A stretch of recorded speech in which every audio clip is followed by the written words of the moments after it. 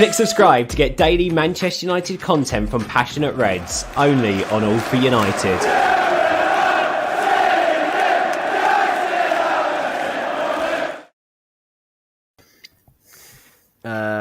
I didn't think we would be here in this situation again tonight. What a dismal second half display. We seemed to turn up for the first half, and as Fred said in the WhatsApp group, I'd love to see second half FC back, and he's not wrong. We started off really well, pressing from the front. We're able to string several passes together. And for some reason that all fell apart, and unfortunately, as this title suggests, Coutinho has come back to haunt us. John, I hope you're well, buddy. What a shitty situation. Give me your thoughts on that, please, mate. Oh, it's just so frustrating. It really is. There's a 2-0 lead, and like you say, I think first half, particularly the first 30 minutes, it's possibly one of the best we've played in recent weeks, if we're being honest. Maybe we didn't take the chances to go 2-0 up, because we had a few chances first half an hour or so. But when we scored the second one, I thought, well, Villa will come back, but hopefully we should hold on. But it shows the team has a weak mentality, that when they're under pressure, they just can't cope. And it just feels like it's going to be a long season, unfortunately. Yeah, absolutely. I mean, it just sort of says it all, really, John, when you mention Villa might come back into it, and that's not the kind of position we want to be in, is it? Grant, you look like you've got a halo over your head. The United players certainly haven't tonight. Why can't we see games out? It's incredibly frustrating. Just quickly, actually, sorry, bro. Get your comments in, get liking, get subscribing, all that jazz.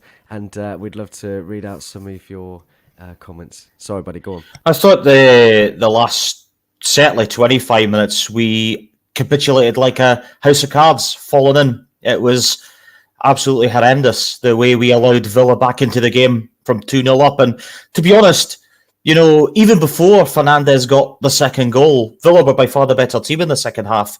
You know, they looked to have more energy. They looked more controlled than they were in the first half. I thought it was night and day, the first half performance from us in comparison to the second half. Once Fernandes made it 2-0, I thought we might have weathered the storm. I thought we would go on to see the game out. But I'm really disappointed, to tell you the truth, Mark, in Ralph Rangnick, because I think tonight showed you his lack of decision-making and his negativity and his reactiveness to shore things up and see the game out. It was poor game management from Manchester United, and it starts with a manager. Steven Gerrard made the decision to bring on Philippe Coutinho, and with an instant impact, he made a difference in setting up Ramsey, who was the best player on the pitch in the second half for Villa, to get them back in the game. And once Villa get a goal back, the crowd are up. You know, their tails are up. They were beginning to have a lot of composure in the game. And the goals we lose, it's just absolutely pathetic. I mean, just shocking throughout. And to be fair, I thought Villa were really good in the last, well, for certainly much of the game. But I'm just so disappointed with the way we threw that game away, because that feels like a defeat rather than the draw, to be honest with you. Yeah, good points, well made. Daniel, thanks for joining us, buddy. It was just too good to be true. I think everyone feels that way too. Absolute shit yet again. Absolutely, Matty. Greg, I know you're probably raring to go, bro, and it's your AFU debut, isn't it, today? Which is great to have you on, buddy. I'll bring you in very, very shortly. If Donny had the pace and ability to press like Fred, he would have been taken off immediately. This is why Zakaria is so important, and where were the subs? Yeah, I think Grant kind of just alluded to that, really poor in-game management. I think maybe we needed some changes earlier on. And it's that same old story, isn't it, Greg? Really disappointing. And I've seen some of your comments tonight. You were disappointed, obviously, on Matic starting. I thought he actually was okay. He does calm the game down, but he looked a little bit leggy. But give me your thoughts on that 90 minutes. I think you can afford to play Matic when you've got good midfield options to come off the bench. And like what Daniel says there, if Donny had pace and ability to press like Fred, well, if Donny had pace and ability full stop, because he's yet to show that at all playing for Man United. He came on, he had 20 yards of space sort of to run into, ran himself into a cul-de-sac and lost the ball right at the end. There's clearly a reason that 3 managers have looked at him and don't want to play him. So I think you can get away with Matic in terms of playing maybe 45 minutes or half an hour to come on and shoot up a lead. When you're 2-0 up, that's when you bring on a player like Nemanja Matic. You don't have him running around there for 90 minutes getting booked. He was very lucky to not be sent off as well. He wasn't at fault really directly for any of the goals, but just the way that Buendia was able to just sit in that little pocket between Matic and the defence all day. And then all I get told every time I give Matic stick is, oh, but he shores up the game. He doesn't. He tells the opposition's number 10 and 2 number 8s that, okay, yeah, if we've got a little bit of pace and we play around him, we're great. We're in behind here. It gives other teams confidence when they line up against Nemanja Matic. And it was just, like you said, it was so frustrating. It was just ridiculous, the fact we were 2-0 up. And once that second goal went in, you're thinking, yep, right, bring on a couple of changes, get some fresh legs, especially bring on Sancho and just try and get the ball and just have him stretch the play.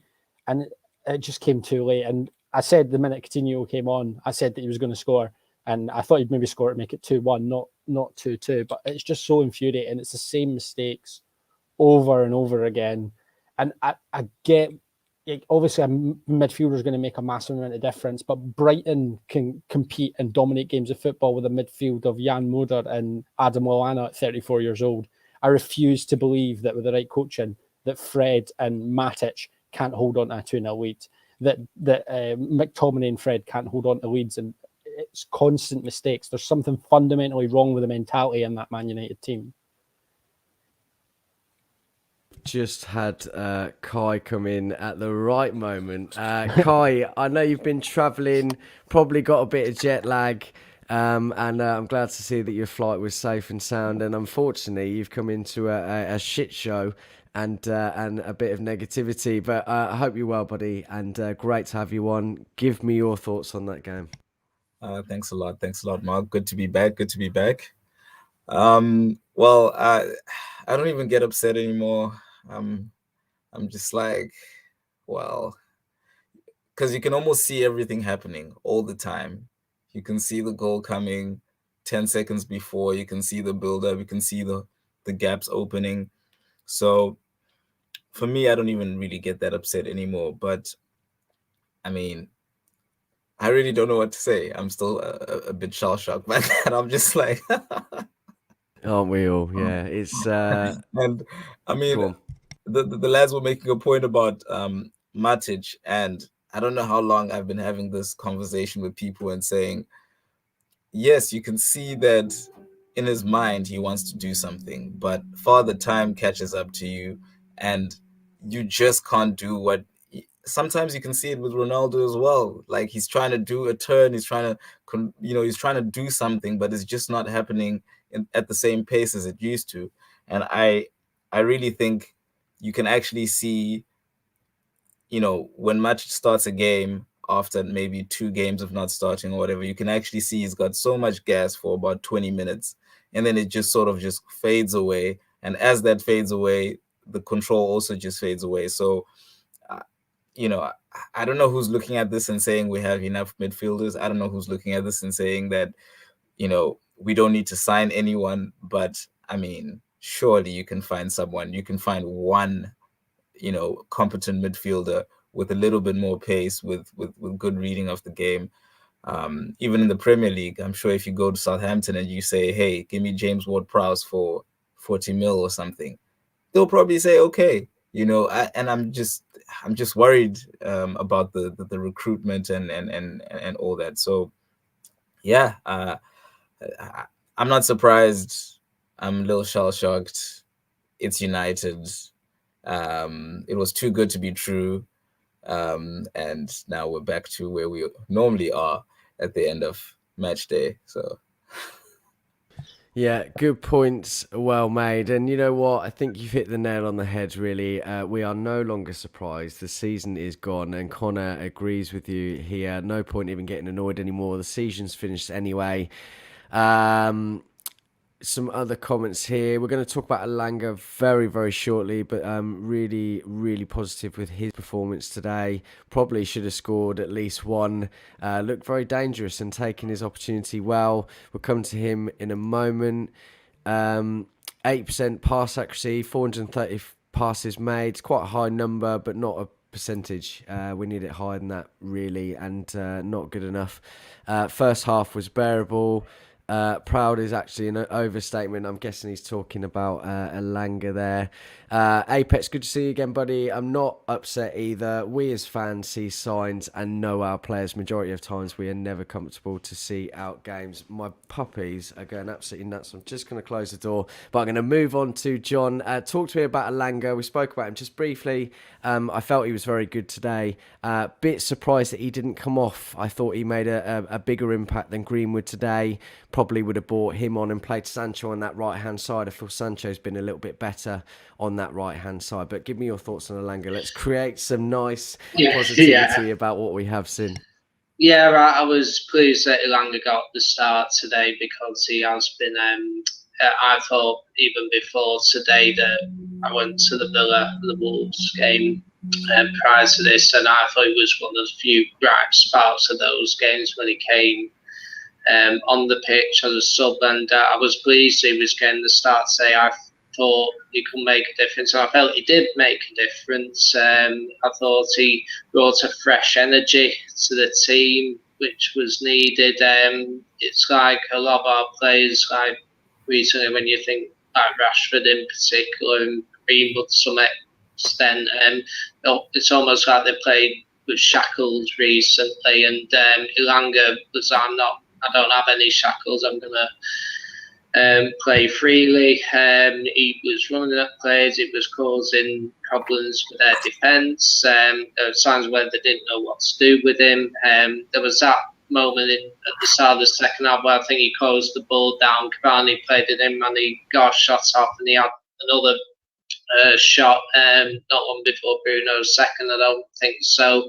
Yeah, I was very impressed with his performance today, and personally, I think he should get more of a look in the team. So, yeah, well done to him. Yeah, he certainly should have more of a look in.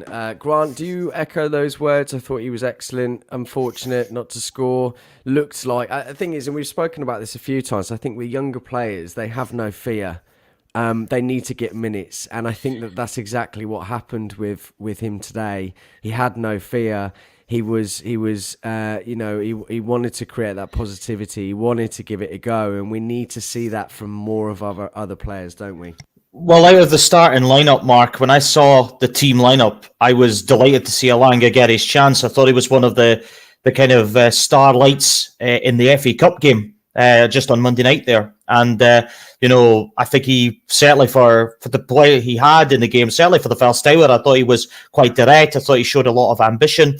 I thought he was going to be, quite creative. I think he certainly should have scored one chance. There was a great opportunity I think Greenwood had as well in the first half, which Martinez really came out, spread himself well and made a very good save. But I think Elanga's still quite raw, he's still very young, but we need to see a little bit more of that fearlessness from Manchester United, something that we have lacked all season from seasoned pros like Rashford and other players. And, I certainly thought Elanga showed signs that he has potential. But remember, he's still very young, it's still very early days, but it was one of the very few pluses I could take from tonight's game as well as the game on Monday night.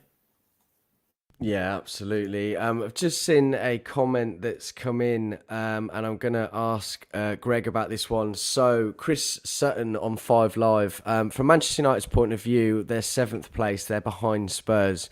We look at Spurs and think they've had a just disjointed season. Spurs have had 2 games in have 2 games in hand. Something isn't right. That's clear. There hasn't been the impact under Ralph Rangnick that everybody expected. What do you take away from those comments? There hasn't been the impact that everyone sort of expected under Rangnick. I think people were expecting just something much better than what we were getting under Ollie. And in terms of a results side of things, I mean, it's slightly better. But the football isn't any better. The football's turgid. It's horrible to watch. I don't look forward to watching Man United. We get goals off mistakes and off oppositions making errors. We don't create our own goals anymore. We don't create chances. For some reason, whatever team we've assembled can't control games the way that previous teams have been able to. Even Mourinho teams controlled games. Van Gaal teams, as dull as it was, controlled games. And for some reason, this group of players that we've got seem to think that they can just walk through games and they'll be given the chances and they'll get through like that. And it's just, I'll still maintain that Conte would have been a better option for us when he was available. I thought it would have been better at the time to get rid of Volley when Spurs got rid of Nuno and not wait the extra couple of weeks. But yeah, it's just, I don't know. I think Rangnick has a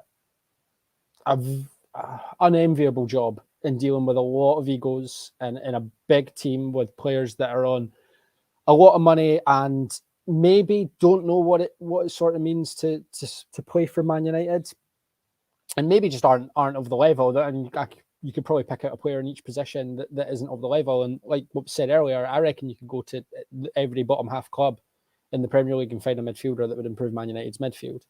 And and it's reasons like that why we are where we are.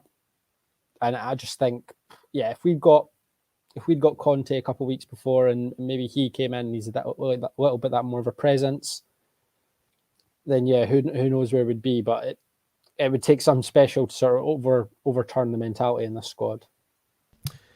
Will take something special, absolutely right. I mean, it's all if, buts, and maybe. There's obviously a real issue in the club at the moment that needs to be dispersed and very, very difficult to watch. John Maguire, good to see you again, buddy. Good first half, then second half we go 2-0 up. Then we do the old man United give it away. Yeah, lots of. Someone summed it up for me perfectly in the chat. I think it was Callum. We can't read the game. We can't win the second balls. We can't close down well enough, especially in the second half. Obviously, we were okay at that in the first half, and there's just no cover. There's no movement to kind of have a little bit of a prediction about what players are going to do. Grant, you wanted to come back in about Ralph, so go for it. Yeah, I was just seeing on Twitter here, Laurie Whitwell's just put, Ralph Ranieri's changes or lack of contributed to that result. Nemanja Matic was clearly fatigued, exposes again United's lack of midfield options, but Phil Jones onto screen was one. I think today, Ralph, for me, showed the first signs of weaknesses that he is not suitable for the Manchester United job on a long-term basis. I think tactically he got it all wrong at 2-0 up. I think he needed to make things changes. I think he needed to make the changes. I think he needed to shore the game up. 2-0 is a dangerous lead in football, Mark, and I'm sure the guys will agree with me on that. I think in a situation like that, Van de Beek had to come on for Matic because he was on a yellow card. Now, people will say that's ridiculous because you lose the shape of the midfield, but you maybe bring Jones in as well to have that extra central defender. But the balance was lost in the team. And, as I said earlier on, right at the top of the show, Gerrard made ambitious and proactive substitutions when his team went 2-0 down. He brought Coutinho on, he brought the other guy on, I can't remember his name now, but they made a bit of a difference. Ramsey was controlling the game as it was going on, and United didn't have any answers. Matic was on a booking and was in trouble from early on in the game. As Greg alluded to earlier on, very fortunate not to be sent off. I just felt Ralph's reactiveness in the game just irritated me throughout, and I was shouting and screaming when it went to 2-1. You've got to make a change. You've got to make a change to try and shore up and kill the momentum and take the sting out of the game, because Villa had so much momentum at 2-1. When the game went to 2-2, I just thought, you've just taken far too long to change things up. I was so angry about how things gone. People are saying that we should be too bad because, United are having this sort of season, but we're looking at how United can progress long term, and we talk about concentration and all these sorts of things. But you need a guy there. Yes, he's got this system of this gegenpress and such like, but there's far more than that. It's about personnel. It's about delegation. It's about choosing the right moments at the right time. Gerrard did. Ralph didn't. There's my piece. Very well said, buddy. Tim, I'm so sorry about that. It was panic stations in here. I was trying to do all this, trying to do all that, trying to get you in. But here you are, AFU debut. I hope you're well, my man. Talk to me about how you're feeling. You're on mute, mate. You're on mute.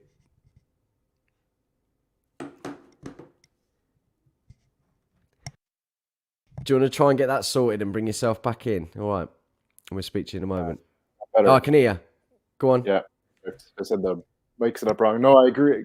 I totally agree with what Grant just said there as well. It's just it was the same story. It was similar to the Palace game for me, where we started the game well.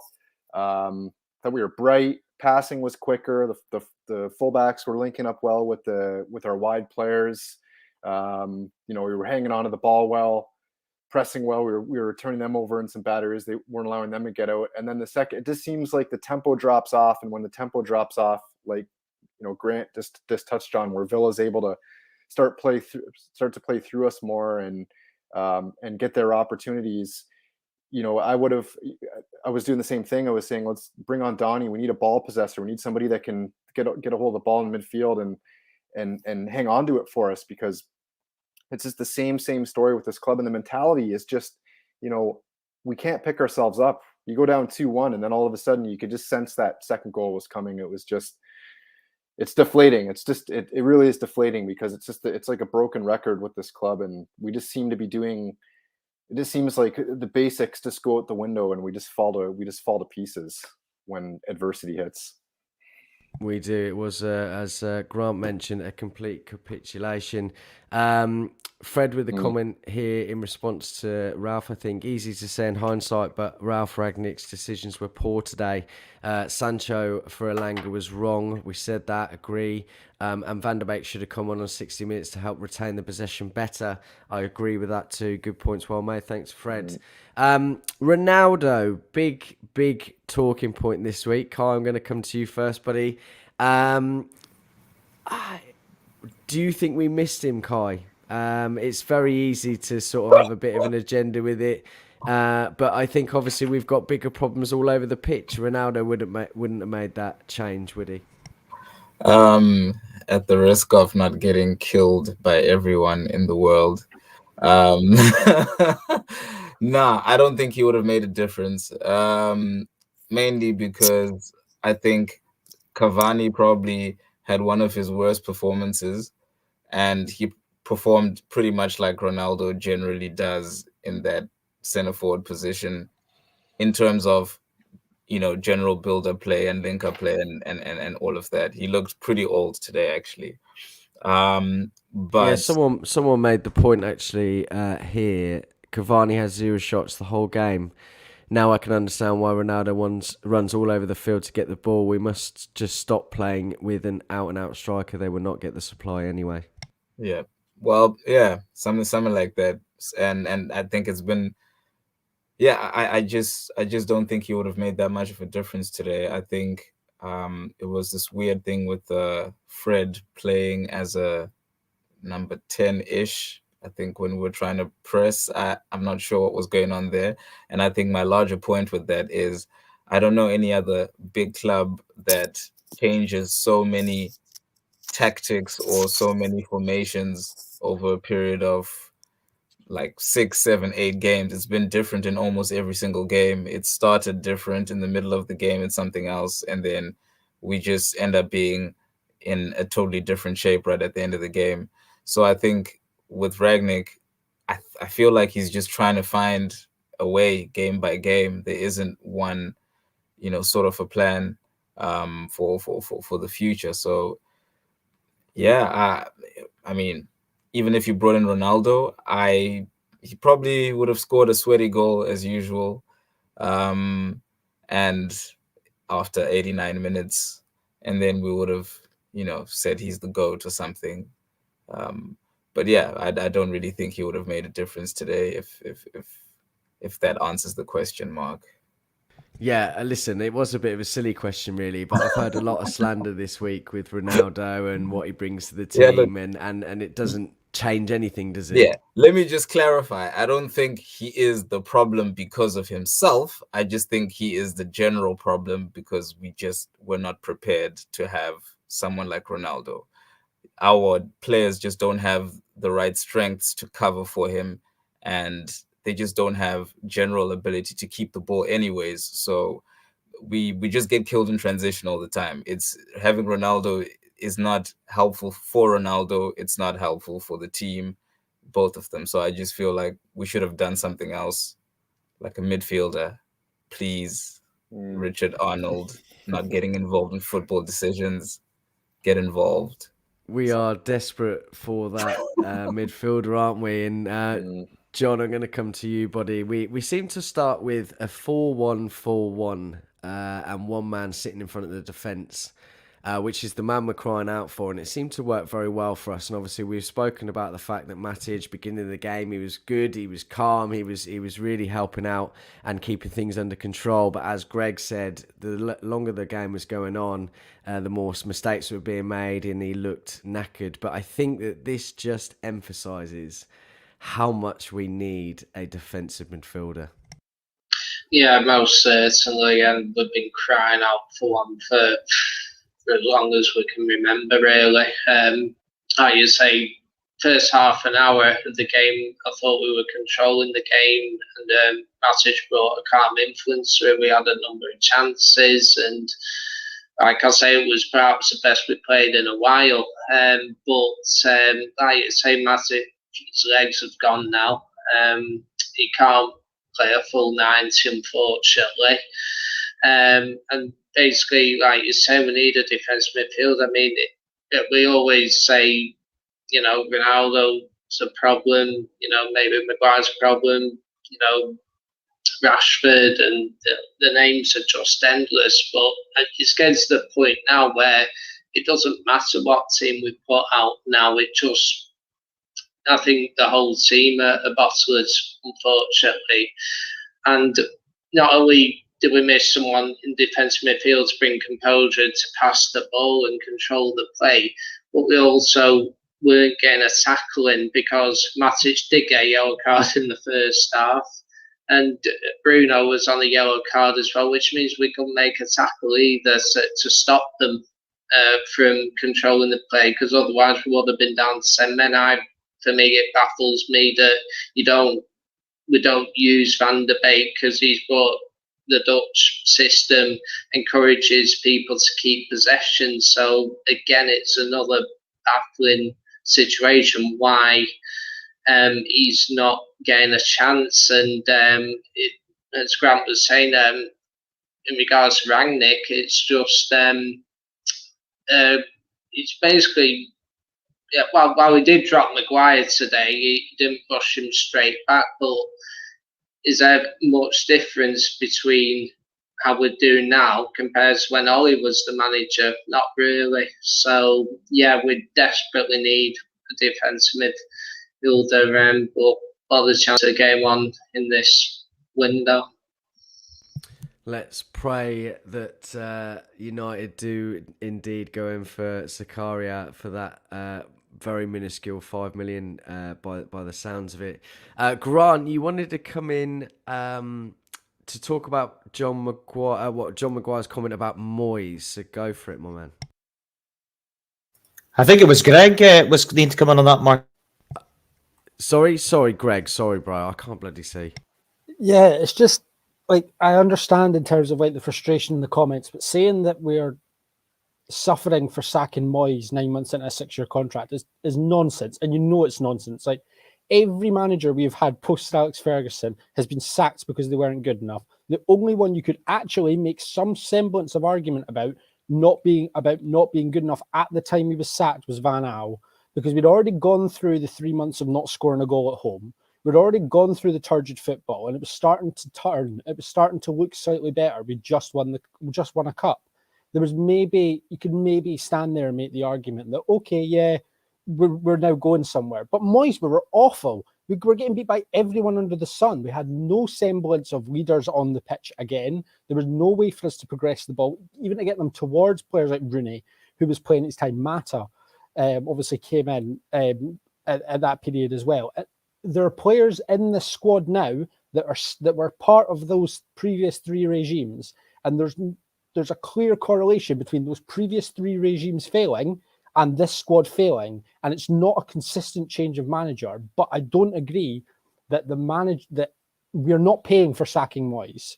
We're paying for players not being good enough in every position on the pitch, bar Cristiano Ronaldo. you can find a replacement in world football that would improve Man United. And what's even more frustrating is 9 times out of 10, 18 months after Man United are linked to them, they go to bloody Liverpool or Man City. They go to one of these teams because these owners have these clubs have football people, and it's so frustrating. You saw that obviously Moyes wanted Ruben Diaz at his time and everything like that. And the only manager we've seen actually get what he wants is Ollie. And he was arguably the worst of the lot in terms of actually tactics on the pitch and what was going on and going forward. I understand the frustration in terms of it's constant. It doesn't look like there's a way out. But every manager we've had post Alex Ferguson has failed, and it's failed because of the players in the squad. The squad are failing the manager, not the other way around. Yeah, you're absolutely right. Very good points, well made. Apex makes a comment here. It's not true. We're never in control of games. We're seeing games out in the UEFA Champions League. We had luck and got results. You need the leadership to be it the manager or players to get this team through games. And we did lack a lot of leadership today. And I think this has been a common word.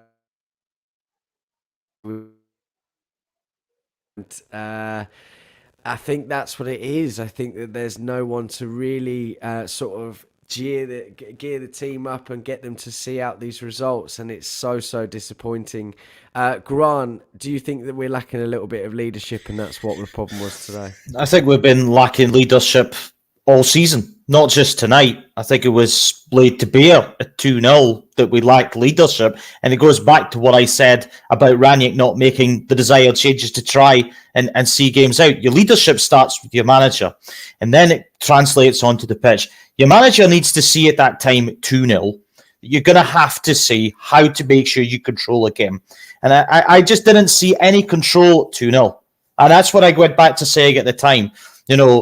That's why Villa and Gerrard made the changes, and it showed you that they had an idea of how to try and get back into the game. It wasn't working for them, and they made the desired changes. It just was very, very frustrating to see. But you mentioned there about Ronaldo. I think it was Kai who made the point. I kind of agree with what Kai was saying. I think we need more from everybody. Everybody's got to stand up. Everybody in the team should be a leader of the team. You're playing for Manchester United, for heaven's sake. This is one of the biggest teams in the world. Everybody should have a backbone of leadership in that team. And I don't see anybody in there. I mean, Bruno Fernandes was delivering today. He got the 2 goals. I felt sorry for Fernandes. I thought he'd work it away. But there's guys there that for me just don't do enough. Whether it's shouting, whether it's being authoritative in possession, whether it's about controlling the game. It's just extremely annoying, and it's got my go up tonight more than most because we've blown a 2-0 lead. We've gone to Villa Park, a very tough game. Manchester City managed to win that game 2-1 in the season. That's why they're top of the league. We didn't manage to do that, and that's why we're going to be struggling the way things are going to see any form of European football. Carl, you wanted to go in, buddy? Yeah. No, I just want to say on top of that, I mean, if you guys really actually think of how crazy this is. So obviously Pogba, I think everyone agrees he probably doesn't want to play for us by now. But if you take Pogba's highest level and his ability, just that complete package, how many players in our team in an attacking sense can even get near what he can do technically on his best day? And I think that's one of our biggest problems, that we don't have players who aren't technically erratic. That I saw today Fred receive the ball sometimes and almost just go to sleep for 2 seconds and it was gone. I saw Bruno sometimes miscontrolling the ball, an easy ball. I saw Cavani doing the same thing. And all of these things, I think only Mason is the only person which I can say technically he's actually getting way better than a lot of our attackers, the way that he controls the ball and also spreads play. And I just think our technique across the team is just way too varied. I mean, even McTominay is all right, but still, it's still technically erratic. You don't know if 90% of the time the ball comes to him, he's not going to miscontrol it or give away a poor pass. And I think that affects the whole team in terms of ball retention, and all of that. So I really just hope our scouting department is looking to get players who are more technically sound in all positions. It doesn't mean you can't defend if you're technically sound. If you look at City, Pep was saying the other day that individually those players don't know how to defend. Gundogan is not a good defender. Bernardo Silva is not a good defender. But as a team and the way that they come together and the way that they keep the ball, it allows them to play the way they do. So I just hope somebody looks at this and says, we just don't have good technique in all positions. It's just erratic. And yeah. Good points, well made, mate. So this isn't going to happen every time, and I can only apologise, but I'm going to have to drop out. A bit of a family emergency, but just wanted to say thanks for everybody coming in. Grant's going to take over, put it into his capable hands. Tim, I'm so sorry, bro. Fantastic debut, mate, and I'm sure you'll continue to do fantastically, and Greg also. But it's great to see you all, and I'm going to have to go. So apologies, and hand you into the very capable hands of Grant. Cheers, guys. No worries, Mark. All the best. And well, I think we should continue on talking a little bit about, the midfield. I was having a look at a comment here from Tyrone Williams. I can't put it up on the screen here, but it says, there were some positives tonight, but the improvements will come far too late this season. I think we should all forget top four. Tim, what's your thoughts on Tyrone's post there? Because, it feels frustrating because City look like they're away with the league. Chelsea and Liverpool look like they're fighting it out for second spot. Fourth is just such a battle. And you heard Ronaldo's quotes earlier in the week saying that he doesn't accept anything less than top three. What's your opinion based on that? It's disappointing. It's definitely disappointing because I think coming into this season, a lot of people, we thought that maybe Ronaldo was going to be the last piece of the puzzle in terms of mounting something. We all knew that we had that hole in midfield, but we thought that probably Ronaldo was going to be the last piece to potentially, and especially with the rest of the window with Sancho, and that it was going to be, we were going to be up there contending. And there were some positives tonight. I would agree. Like I said, the first 30 minutes, I thought we were bright. Thought it was much like the Palace situation where we started really well and then we just dropped off. And I think that's more of the concerning thing is what's causing this monumentous drop off from a terrific, say, 25, 30 minutes, to all of a sudden the tempo just completely changing and allowing teams to play themselves back into the game, getting so sloppy in possession, giving the ball away. Kai touched on it with, the link from defense to attack is just absolutely shocking at times. And, we saw like 2 seasons ago where there was times when Bruno would come so deep to pick the ball up, and he'd play that diagonal raking ball to Rashford, and that was our outlet, down that left-hand side. And it's just, we thought maybe McTominay might take over that role when Pogba got hurt. I think it was last season or the season before, and he was starting to, collect the ball from the defenders to be able to link the attack, but that's sort of fallen apart. It's a calamity in the midfield. It really is. And I think that's the most disappointing thing. Yeah, very much so, and I think it really shows United's lack of control, not just in tonight's game, especially at 2-0, but certainly in the second half, we'd certainly lost that. And John McGrath's made another post saying that the whole club is in turmoil. I can't see us getting anywhere, maybe another 26 years. It's certainly not particularly good. I've just seen a quote from Bruno Fernandes. I think he's talking to Sky Sports. He says, the performance was better than the result. John, what do you think of that comments from Fernandes? Certainly very intriguing, but obviously not great to see that, obviously off the back of dropping 2 points. Yeah, I personally don't think we deserve to win. I can see that at times today we played a bit better than we have been previously. After all, we did go 2-0 up, but no, I thought 2-2 draw was a fair result personally, but like I say, I think you just look at. I saw during the game, I think it was after 6 minutes, and they said like De Gea's made the most saves out of any goalkeeper for any team this season in the Premier League, and that shows our problem, that we're not very good defensively, and now I think maybe with Fernandes' injury, it might be a bit of emotion where you think you've done better today, and like I say, we have played a little bit better, say, at times, but it's still not good enough. And at the end of the day, if you have a 2-0 lead, you don't see it out, you don't deserve to win, and it's as simple as that. And as some of the comments suggest, you might as well just write off the top four.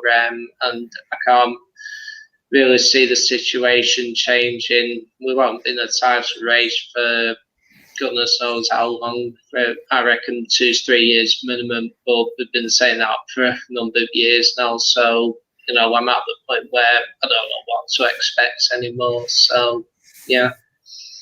I mean, just having a look, we got some comments, first comments on the game from Ralph Raniak. He says, as of now, it feels like a defeat. Very difficult to find some positive after these 95 minutes. We had spells where I felt it was our best game since I came here and completely dominated the first 30 minutes.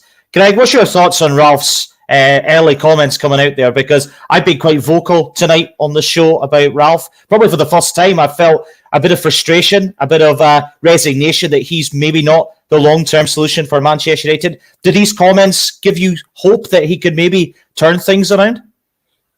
I don't know. I feel like the fact he was brought in on the interim basis with the 2 years consultancy role, I feel like the consultancy role come the end of the season will have a title. They just didn't want to come out and say, oh, he's going to be the new technical director or whatever, because obviously they don't want to put someone like Dan Fletcher's nose out to join or something like along those lines. I think he will have a role. I feel like he was just brought in to put sort of plasters over bullet wounds, which is what it was looking like it was going to be if we kept on with Ollie. And he's right. We dominated for the first 30 minutes. It probably was the best that we've played under him. We should have scored maybe one or maybe even two more throughout the game. But that doesn't change the fact that the fault has to start with him in terms of the changes obviously weren't made at the right times. There's constant issues in terms of the squad balance and things like that. And there's not a lot he can do just now, because if he's not allowed to go out and buy new players because he's an interim or whatever, there's not a lot he can do. He's sort of just got to stick with the team he's got. It is that 30 minutes was the best that we played under him, I think. I don't understand that, because he was always keen to drive home, or they've been great in training, showing this shape, and now he's changed it.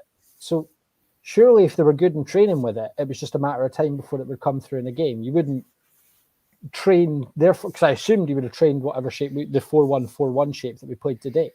So effectively what he's done is a month's worth of training of this 4-2-2-2-2-2-2-2 system, and it looks like he's just sort of abandoned it because it didn't work straight away, and that's really confusing. It shows someone that he doesn't seem to have conviction in his decisions. There's one thing we were told about him. It's like he's like a professor of football. He's a boffin. He knows everything. He's all about stats and figures and tactics, and he's something completely different to what we've had under Ollie. And it just seemed that he was, as his mantra the whole way was like, yeah, but the boys have been good in training under this shape. And then he's changed it up. So I wonder if he's starting to doubt himself a little bit. I don't think he will be here in the long haul in terms of a manager. And then I think he'll have a very key role in selecting who the manager is going to be, whether it be sort of Pochettino or Ten Hag in the summer. Mm-hmm. I think John Maguire's made some interesting points here. You can't blame the manager. You can only pick from what he's got. Awful decisions in summer, spending Rolls-Royce money on forwards. Yeah, we have Morris Minors in midfield. I'm loving the car analogy here. Lallana plays in midfield for Brighton. That's what I get that our midfield's poor, but and you've got Basuma as well, who's a very accomplished player. Yeah, I get that. But if you look at that Brighton game last night, like they controlled that game against Palace. I thought they were quite. I thought they controlled the majority of their games, but Adam Lallana controls that midfield. He's 34. Mm-hmm. Like, Pascal Gross was controlling games for. It's not a case. Like, you can have very limited footballers be effective in central midfield, but they need to be in a system where everyone is. They've got to be a unit as well, don't they? Yeah, they're not here. Man United players aren't. And I saw a comment earlier about Fred saying that he's weak and off the ball. Yeah, he is, but we know that. We know what we're going to get with Fred, but at least he'll run about for 90 minutes. He's going to have the same energy at the start of the game as he will at the end. It's just frustrating. Yeah, I mean, Kai, I was having a look here as just before we go to that. Tyro said, Rani is getting so much disrespect. Give him some time. He won't be the next manager next season anyway.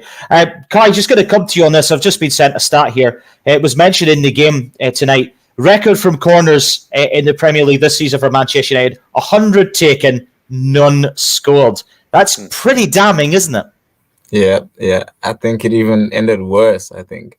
But yeah, I don't know what's going on. It seems like the basics all around the club are what's missing. I mean, it's all just basics. I mean, if you score from corners, it's always good to have that extra goal. And for United, for example, you just can never see just goals from corners, you don't see them. Goals from distance, you barely see them. Goals from open play, you barely see them. We pretty much, I think one of the lads was saying we live off a lot of defensive errors from other teams as well. And it just, for me, it just goes back to that thing which I was saying. Technically, there's something wrong, and tactically, there's something wrong with also the players, because it can't be that Brighton can create a simple triangle and Manchester United players can't create a simple triangle. I mean, surely Ragnick is telling them this, and I feel like, I don't know, there's something just around the whole club. I don't know if it's being very open to the media. I don't know if it's, playing into the whole social media aspect, but I just feel like we're way too open for a lot of things. So it now seems like there's too many big voices at a club, and there's even if Ragnick comes 4 days later and says one thing about training and this and that, it's already been undermined by a Maguire interview or a Ronaldo interview or this interview or this leak. So I feel like, there isn't one voice which is saying, guys, this is how we play. And the players also probably aren't accepting it. And I just think it's as simple as that. There's just no one wanting to buy into whatever's being said. Because I know for a fact, Ragnick has a big reputation. I live in the Netherlands, and has been talked about by so many Dutch coaches, so many German coaches, which I've come into contact with. And they've always spoken about how he does things. And the one big thing is, at all his clubs, everyone has listened to him. He has been the person that everyone looked up and said, we are listening to what he is saying. If not, we are going to be moved away, or it's just not going to work. And I feel like a lot of players aren't really feeding into that, because if they for 1 second just said, all right, fine, let's just completely put our heads into this thing. Let's forget whatever we did before. I believe that would play so much better, because, it's obvious a team like Brighton can just go there and just play, can just find triangles. Aston Villa was playing us one touch, one touch, one touch, one touch, one. It was almost such basic football. It's what we learn when we, even when we play now at amateur level or whatever. We know that that's how you create spaces, and it seems like a lot of the United players have forgotten to do that, or just aren't responding to that. And I think it's a combination. Someone needs to talk to someone, or someone needs to get rid of somebody, for us to go anywhere. For even if the next manager comes the next season, we're going to be in the exact same situation where, if you don't get rid of some players which have been there for too long, or players which aren't responding, then we're going to be in the same situation. Yeah. Simple, I guess. No, I think you make some extremely interesting points, Kai. Very astute as always, and I think it's very showing the frustration that yourself and so many other fans are experiencing right now.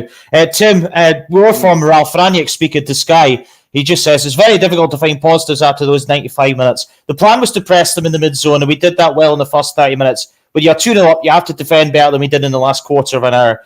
We gave away too many balls in the last quarter of an hour. We were not as compact as before and conceded 2 goals. Right now, it's disappointing, but we showed it was a step forward, but it's about getting the results. It feels like 2 points lost and given away. And more on that Fernandes quote. He says, after our first goal, Villa began to press us more, but still we had our chances and could have scored again. The shot was not good, the pass was not good, and you start losing confidence. The performance was better than the result, more controlled, but the main point is winning games and points. We deserve more, but it's not about deserving it. It's about getting points. Your thoughts on those 2 comments from both Fernandes and from Ranić? Well, I think it's a fair assessment from Ragnick. I think that, like we've all touched on, is we started well. We didn't let them play at all in the first 30 minutes or so. We turned them over in bad areas. We were looking transition.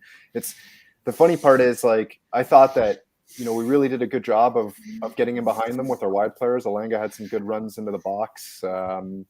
It's amazing to me that Cavani didn't have any shots on target with what we were sort of creating in the first half and in the first 30 minutes. Just couldn't find the final product. But yeah, the game just spirals away. You know, part of me wonders, you know, I've got a pretty good knowledge of Chris Armas. You know, he sort of drove my local club over here into the ground as his last coaching assignment. But you just wonder if maybe the ideas just aren't coming across as well as they should on the training pitch, or is it something else that's, you know, a mental block that's causing them to fall off? But it's a fair assessment from Ragnick what he said, and then Bruno's absolutely right. I mean, it's about results.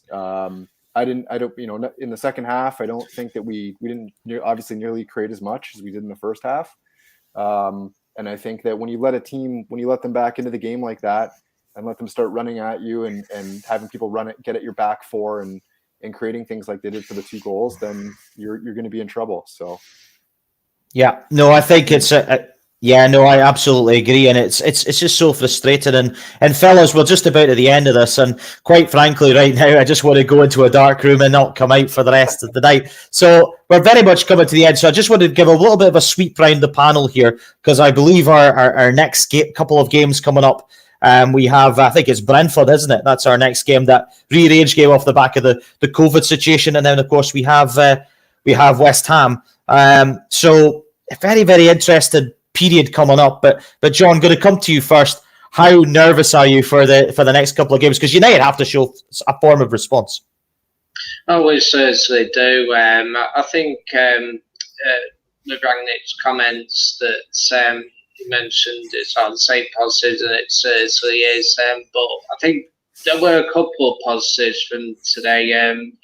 It's worth bearing in mind the second goal came from us pressing, you know, and forcing an error from the Villa players. So I think, while it very easy to get emotional, and rightly so, lose a 2-0 lead, but I think you've got to try and take some kind of positives in that we were 2-0 up. And at times today, we did look like we played like a better team, like the first half an hour and that. So it will be tough against Brentford. They're obviously, their home ground is almost a fortress for them. And you look at some of the teams that have gone there this season, City and Chelsea, they won there 1-0 narrowly. And I think Liverpool drew there. So it'll be a very tough game to... I mean, I would be tempted to play a similar team as we did today, because I thought we did well to begin with, but yeah, we've got to try and take some kind of positive and hopefully build from it, even though it was obviously a bad result in the end. Yeah, very much so. I mean, Greg, Brentford and West Ham to come. I mean, Brentford, you know, very, very tough last game we had against them. We have not played them yet. It's going to be very difficult to see how they're going to shape up. You know, they're a good side. West Ham, we've had trouble against them in the past. It just feels like every game right now is a bit of a slog, isn't it? But it would when you're watching Man United every week and the way we're playing. I think Gerrard just said something very interesting there. Like he was okay with Sanson making the mistake that he did, because he made the mistake doing what Gerrard asked him to do. It seems like Man United, when they make the mistakes, and the way that Ralph talks about it afterwards, is they're doing something different to what they've already been told. When he's on about how they're more less compact and things like that. So clearly the mentality is not there again. But I think Brentford will be a really hard test. Like you said, at home, they're really good. I think Ivan Toney's had an off season for them. I just don't think he gets the ball in high enough areas. But watch this, he'll score a hat-trick now. He'll dominate our back four. He'll do whatever he wants to do. And West Ham are always tough. You've got a great midfield with Souček, and there they've obviously got Jalid Bowen, who's absolutely flying just now. It'll be ridiculously hard for Man United to get 2 wins out of that. I think a win and a draw, and you'd be if you were offering me 4 points now out of those 2 games, I would take them happily. But I mean, I mean, it's quite damning that we're actually contemplating 4 points would be quite good for Man United over the next 2 games. That shouldn't be the mentality of Manchester United Football Club. You should be going out to win every single game. It's extremely frustrating. Yeah, I mean, now we're winning the league. So yeah, no, you're absolutely right. I mean, Tim, coming to you. I mean, Brentford next. They're having a very good first season in the top flight. I mean, and then West Ham. You know, they just do not get easier, do they? And the way Manchester United are playing right now, you look at Norwich winning today against Everton. You know, anybody could beat us. Yeah, it's 2 massive games. When you look at the table, West Ham in 4th on 37 points.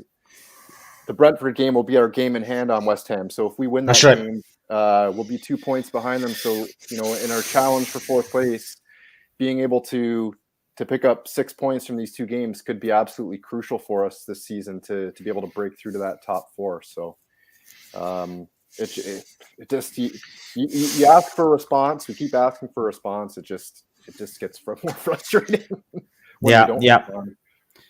Yeah, no, absolutely. And Tyro has made a good point. The Manchester United players are lucky their club is owned by the Glazers and not Abramovich. It's a very fair point. Kai, we're going to finish up the stream very shortly. Last point to you. Brentford and West Ham, next couple of games. Is it hide behind the sofa time? See, that's the thing with United, right? You just don't know. You don't know what you're going to get. So if you are hopeful, then you will get disappointed. If you're not hopeful, you will still get disappointed. So you just I mean, even tactically, I don't know how we're going to line up. So I hope for a win against Brentford and something like a draw against West Ham. That sounds so sad. I'm so sorry. The fear of Jared Bowen and Mikel Antonio are booing our team. Like, I can already see what's his name, Antonio. Carnage up front. And I'm not even talked about Brentford. Yeah. Not very good, but guys, it's been great to have you guys on just to review the game. Obviously, not a positive result, but we must first of all wrap things up by saying it's obviously very sad to see that Mark had to drop off the line. We wish Mark well. Hopefully, everything is all right, and we hopefully see him back in full flight very soon. But thanks to everybody for tuning in and commenting on All for United tonight. Thanks to John, Greg, Kai, and Tim are joining myself, Grant, to review the game. Plenty of stuff coming up on All for United over the next 7 days, so do check out All for United on YouTube, Facebook, Twitter, and other social media platforms for all original and unique Manchester United content. There's plenty going out there, so do check us out by liking and subscribing. But until next time, thanks very much, and all the very best to you. Cheers.